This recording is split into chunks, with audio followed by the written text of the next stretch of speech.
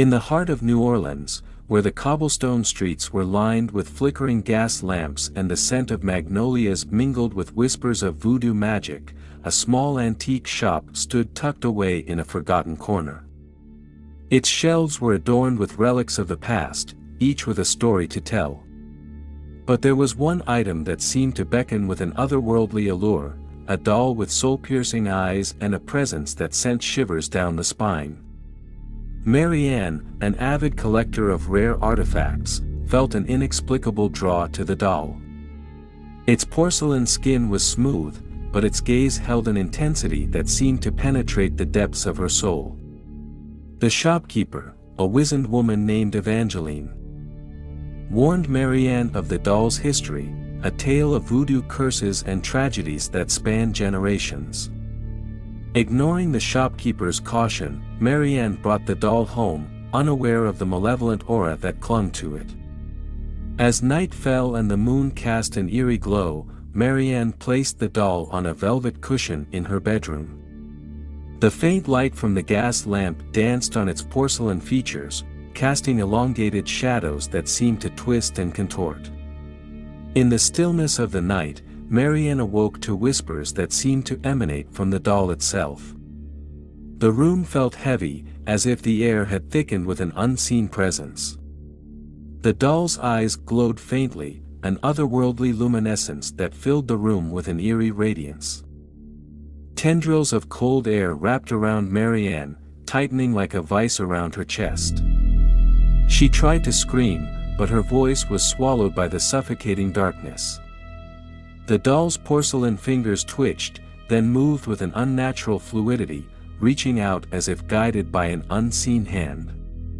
Marianne's heart raced as the doll's cold touch brushed against her skin, a sensation that sent shockwaves of dread through her body. She felt as if the very essence of her being was being siphoned away, consumed by the evil spirit that resided within the doll. With a surge of adrenaline, Marianne mustered all her strength and pushed the doll away. Gasping for air, she watched in horror as the doll's eyes flickered with a sinister light. Its lips curved into a twisted smile, a mockery of innocence. The doll's voice, a ghostly whisper that seemed to emanate from the depths of the abyss, reached Marianne's ears. "You cannot escape the curse," it hissed, its words laced with malice. As the doll's presence grew more suffocating, Marianne's vision blurred, and a sense of hopelessness enveloped her. In her final moments, she felt the grip of the curse tighten around her like a noose, a force that would claim her soul and bind it to the doll's eternal torment.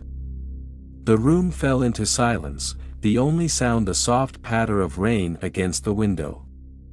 The doll's porcelain face remained frozen in its sinister smile, a sentinel of the curse it carried, a curse that would forever bind it to a cycle of darkness and despair.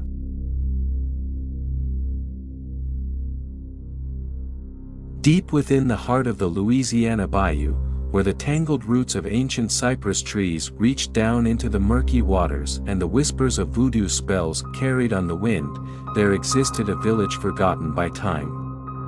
The villagers lived in harmony with the spirits that haunted the swamp, their lives intertwined with the ebb and flow of nature's rhythms.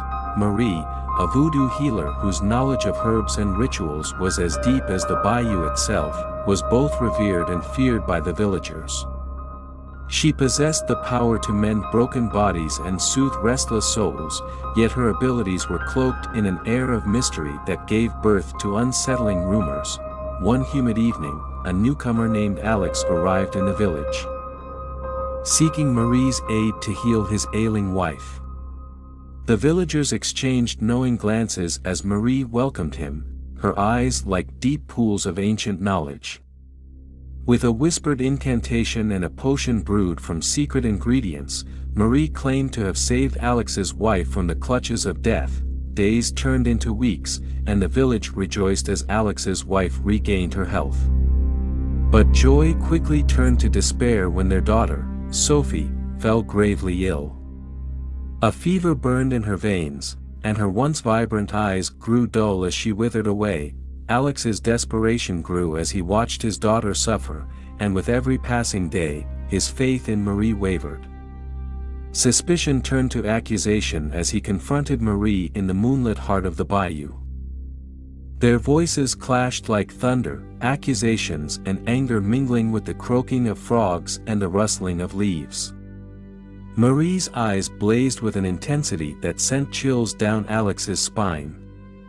The villagers watched in hushed silence, their fear of Marie's power now mingled with a fear of her wrath. Amid the chaos of their confrontation, Marie's voice rose above the tumultuous night. With a chilling smile, she revealed a truth that shattered Alex's hopes, a truth that his wife's recovery came at the cost of another life, an innocent life that would forever be entwined with his family's fate. Fury fueled by grief overcame Alex, and with a frenzied determination, he lunged at Marie with a knife. Their struggle became a dance of shadows and moonlight, the bayou bearing witness to their clash of wills. As the moon reached its zenith, Alex's blade found its mark, piercing Marie's heart. A gasp escaped her lips as blood mingled with the murky waters of the bayou.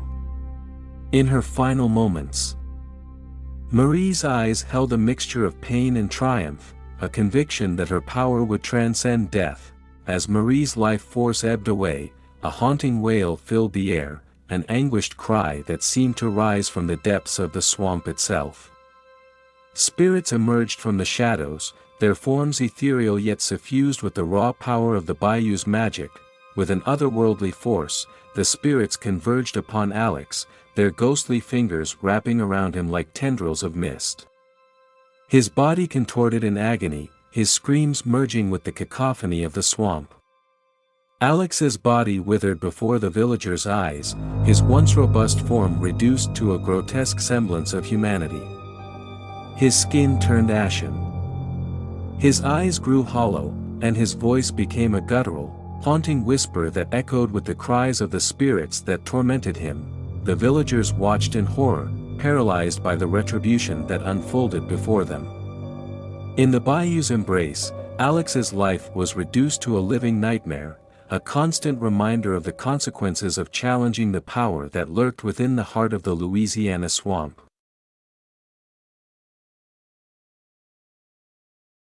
Amidst the labyrinthine waterways of the Louisiana bayou, where the fog hung heavy and the moon cast an otherworldly glow upon the dark waters, lay a village cloaked in the mystique of voodoo magic.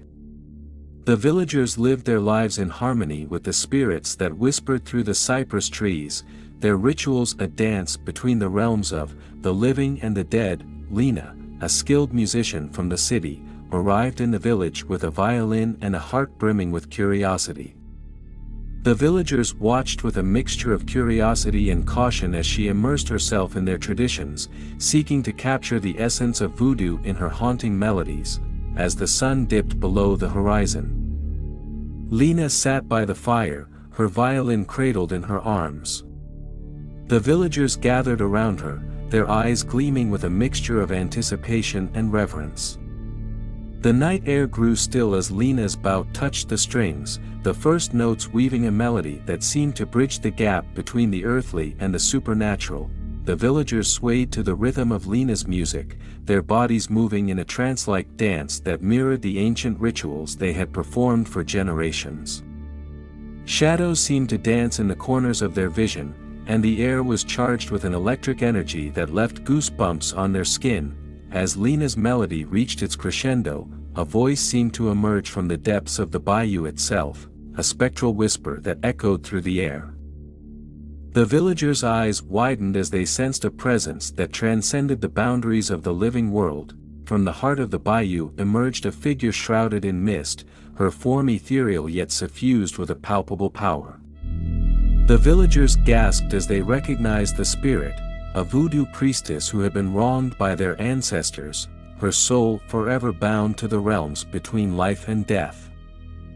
The priestess's eyes blazed with a malevolent fire as her gaze fell upon Lena, her voice a haunting echo that sent shivers down the spine. "You seek to harness the power of voodoo in your music, child. But you know not the forces you have awakened." Lena's violin strings snapped with a sharp twang, the music abruptly silenced. The air grew heavy with tension as the spirit's words seemed to linger, a warning that echoed through the night. As the villagers looked on, frozen in both awe and dread, the spirit raised her hands, her fingers moving in intricate patterns as she chanted incantations in a long-forgotten language. The air itself seemed to warp and twist, shadows converging and swirling around the spirit like tendrils of darkness. With a sweeping gesture, the spirit unleashed a torrent of energy, her power manifesting in tendrils of darkness that reached out like ghostly hands. The villagers screamed as the shadows grasped at them, their bodies racked with pain as if their very souls were being torn asunder. Lena's heart raced as the spirit's gaze turned upon her, her eyes a bottomless well of malice. "You have invoked the ancient forces," the spirit hissed, her voice a chilling melody that seemed to resonate with the very soul of the bayou. Lena's body contorted, her limbs moving against her will as if guided by an unseen force. Her violin lay broken on the ground, but her fingers moved in a grotesque parody of playing. The air filled with dissonant chords, a cacophony of sound and shadow that sent shockwaves through the village. As dawn's first light painted the sky, the spirit's grip on Lena's body weakened. The melody ceased, the air growing still as if the bayou itself held its breath.